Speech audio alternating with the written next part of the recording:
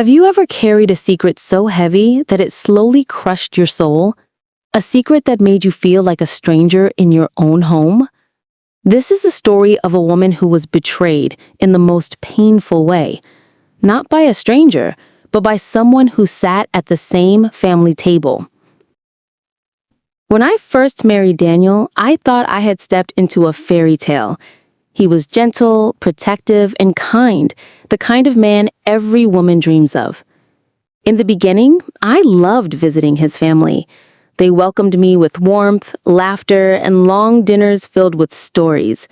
Among them was his older brother, Adrian. People admired him, charming, successful, respected. But beneath that polished smile was a darkness I never saw coming. One night, after a family gathering, I stayed behind to help clean up.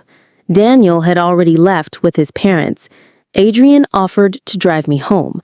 At first, I thought nothing of it, but the ride changed my life forever. The look in his eyes wasn't that of a caring brother-in-law.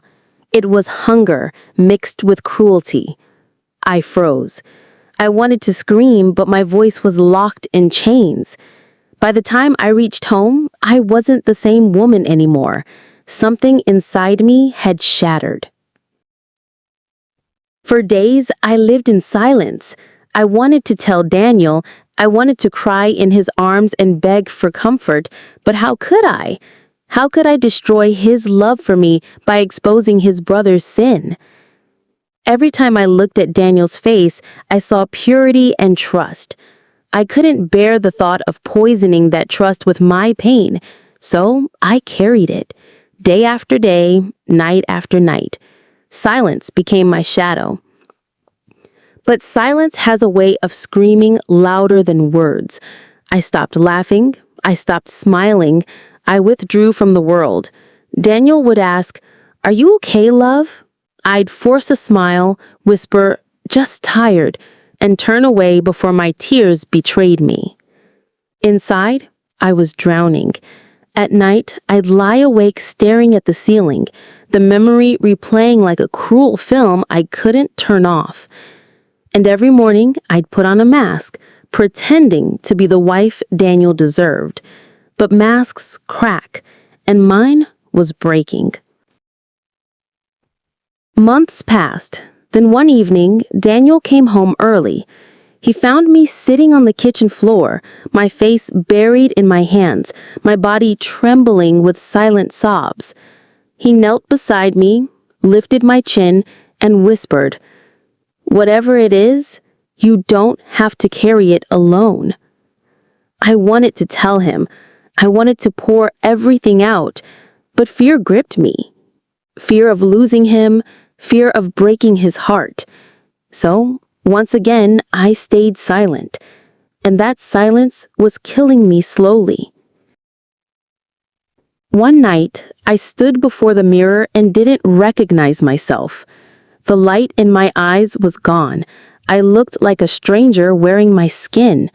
And in that moment, I realized silence wasn't protecting Daniel. It was destroying me.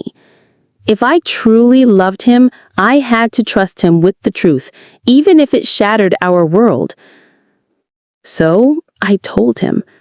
Every word trembled out of me, every memory cut like glass. I wept until I couldn't breathe, and when I finally looked up, Daniel wasn't angry with me. He wasn't disgusted. He wasn't broken. He was crying. Crying because I had carried this pain alone. Crying because he hadn't seen my silent suffering. He pulled me into his arms and whispered, "You are not alone anymore. This is not your shame to carry. It's his crime, not your burden." In that moment, a weight lifted. The silence that had chained me for months finally broke. The journey that followed wasn't easy. Healing never is. But with Daniel by my side, I learned to breathe again. I learned to smile again. I learned that secrets don't protect love, truth does. And most importantly, I learned this.